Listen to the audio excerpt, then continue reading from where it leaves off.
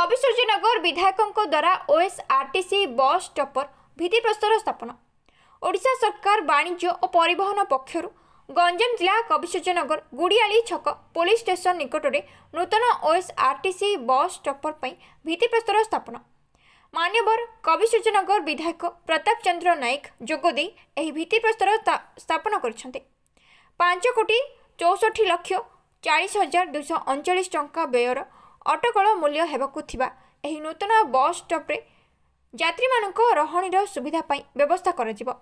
एही bus stop निर्माण हेबा फल कविसूर्यनगर बासिंदा सह आखपाख अंचलर अनेक यात्री उपकृत हेबे।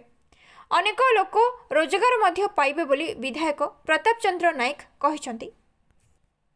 देखंतु कविसूर अंचलर पाई गोटे ओएसआरटीसी बस स्टैंड आवश्यकता थिला। बहुत दिन प्रतीक्षा पर आज तार अंत घटी। बर्तमान आमर बस स्टैंड पे आज शुभारंभ दि जाइए। आगामी 9 मास भितर आम 9 मास रु वर्ष भितर या समाप्त करने चिंता करूँ एवं निश्चित भाव आम आशा रखीचु ये बस स्टैंड है बहु लोक ये रोजगार पाइबे। ता सहित जो यात्री माने रात्रि जावा आसवा करने असुविधा होता ये व्यवस्था करा जिवो एवं समस्त यात्री अति आराम रे एठी माने रात्रि भी रही पारिबे। ता सहित विभिन्न अंचल आसुता देखिए आपण कविसूर भुवनेश्वर पाखापाखि 40 ରୁ 50 प्रतिदिन बस जाऊँगी और आसूँ।